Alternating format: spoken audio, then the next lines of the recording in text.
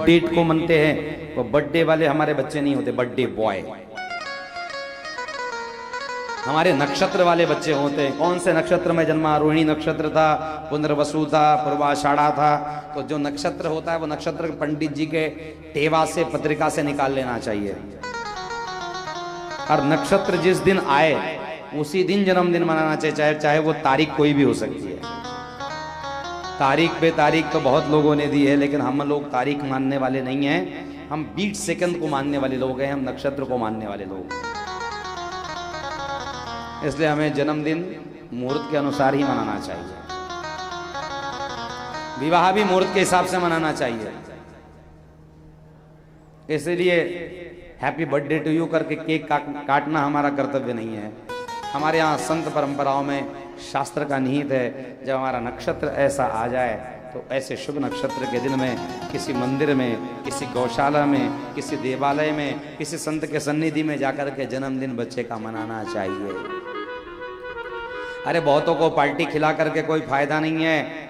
गौ माताओं को दलिया आदि मिला कर करके बढ़िया सवामनी का भोग लगाना चाहिए। बढ़िया लापसी बना कर करके गायों को खिलाओ, इससे बढ़िया जन्मदिन और कोई नहीं बन सकता। इसलिए गौ माताओं को बढ़िया तरीके से सेवा करनी चाहिए। हर गौशालाओं में तुला होनी चाहिए। अपने शरीर का तुला जितना होता है उतना तुला का कोई वस्तु दान कर देना चाहिए, शास्त्रों का वचन है। ऐसे हमारा जन्मदिन मनता है। हम लोग ऐसे बर्थडे हैप्पी बर्थडे वाला नहीं है। फूकना हमारी परंपरा नहीं, जलाना हमारी परंपरा है। हम दीपक जलाने वाले लोग हैं, बुझाने वाले लोग नहीं हैं। इसलिए दीपक बुझाना नहीं चाहिए, दीपक जलाना चाहिए। अभी कोई बच्चा अगर कहे कि केक काटना है, ठीक है भाई केक काटो, तुम्हारा उत्सव है, तो बेकरी का थूका चाटा हुआ केक मत ले आना, क्योंकि बेकरी सब विधर्मी लोगों के कंट्रोल में चल रहा है। अगर हिंदू आदमी भी बेकरी चलाता होगा तो उसके हाथ के नीचे काम करने वाला वही होता है, और वो थूकता है, चाटता है, और वैसा केक लेकर के आराम से हम लोग प्रेम से एक दूसरे के मुंह में खवाते हैं। ये हमारे जन्मदिन की परंपरा नहीं।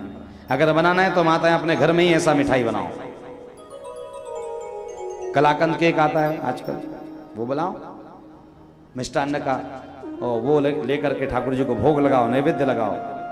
सुंदरकांड, मंगल पाठ, चिंतन, भजन, ऐसे कुछ मंगलमय चीजों से आप जन्मदिन मनाओ। ये ऐसे अर्थ व्यर्थ के जन्मदिन नहीं मनाने चाहिए। हमारे यहाँ बच्चे का औक्षण किया जाता है ना, औक्षण होता है ना। माता तिलक करती है, बहन तिलक करती है, बड़े लोग तिलक करते हैं, दादा दादी सब लोग उसको, बालक को तिलक करके लंबी आयु की कामना देते हैं। माथे पर कपासी रखी जाती है महाराष्ट्र में। कापूस असा पिंजून त्याच्या डोक्यावर ठेवला जातो, माथे पर कपासी दी जाती है। जैसे कपासी सफेद सफेद है, जब तक तेरी उम्र पूरी ना हो जाए तब तक तू लंबी आयु जीते रहना, ऐसा आशीर्वाद उसके पीछे दिया जाता है।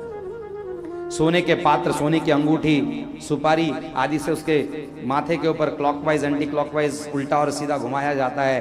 कहते कि तेरी अला बलाएं सब कुछ नष्ट हो जाए। आरतियां गाया जाता है, आरती की जाती है।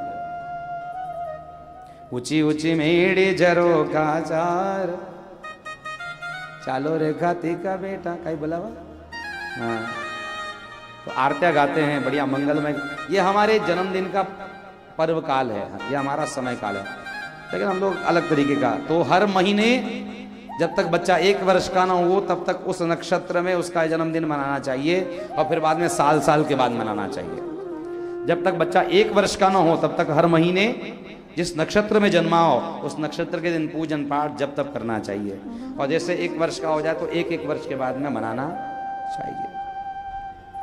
तो मैया ने भी लाला के सुंदर नक्षत्र का उत्सव किया। भगवान ने पीठ पर पलटी खेली है, पीठ पर ग्रंथ का भार दिया गया। बालक जब जन्मे तो उसके मुंह पर सोने के आभूषणों से ओंकार लिखना चाहिए, सोने की काठी से ओम लिखना चाहिए कि तू मीठा बोलेगा तो कभी कड़वा नहीं बोलेगा।